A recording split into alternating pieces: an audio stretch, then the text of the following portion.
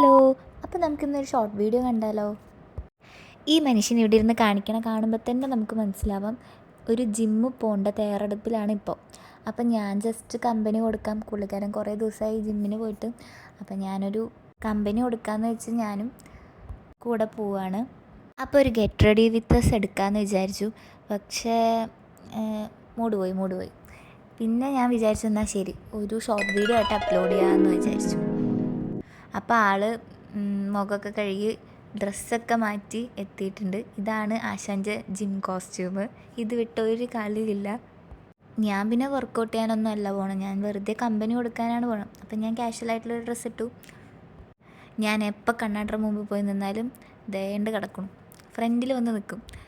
പിന്നെ ഉന്തും വലിയായി, ചവിട്ടും കുത്തുമായി അങ്ങനെ.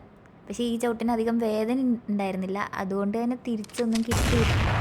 വേദനിച്ചാൽ പിന്നെ അതാ പറയാം. അപ്പോൾ അങ്ങനെ ഏട്ടൻ്റെ വക പുച്ഛം ആരെ കാണിക്കാനാ. പിന്നെ ഒരു ലോഡ് സ്പ്രേ ഒക്കെ വാരിപ്പൂശി ഞങ്ങൾ രണ്ടാളും അപ്പോൾ റെഡിയായി. അപ്പോൾ നമുക്ക് ജിമ്മിൽ കാണാം കേട്ടോ. അങ്ങനെ ഇതാണ് കേട്ടോ ഏട്ടൻ പോണ ജിമ്മ്. നമ്മുടെ വീടിൻ്റെ അടുത്താണ് ഈ ഒരു ജിമ്മ് വരുന്നത്. അപ്പോൾ പുള്ളിക്കാരൻ്റെ സന്തോഷം കണ്ടില്ലേ, കുറേ ദിവസമായി വഴിയൊക്കെ വന്നിട്ട്. പിന്നെ അവിടെ പോയിട്ട് ഞാൻ ഈ പോസ്റ്റ് അടിച്ചിരിക്കുകയായിരുന്നു.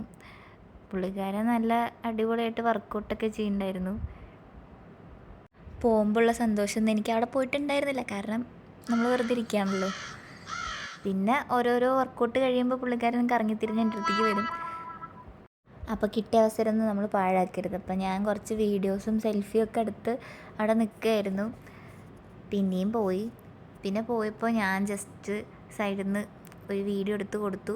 പക്ഷെ പുള്ളിക്കാരനത് കണ്ടില്ല, അപ്പോഴേക്കും നീച്ച് പോയി. അപ്പോൾ ഒരു 1.5 മണിക്കൂറിൻ്റെ വർക്കൗട്ടിന് ശേഷം ഞങ്ങൾ ടാറ്റ ബൈ ബൈ എന്ന് പറഞ്ഞിട്ട് വീട്ടിലേക്ക് തിരിച്ചു പോവാണ്. അപ്പോൾ നെക്സ്റ്റ് വീഡിയോയിൽ കാണാം. ബായ്.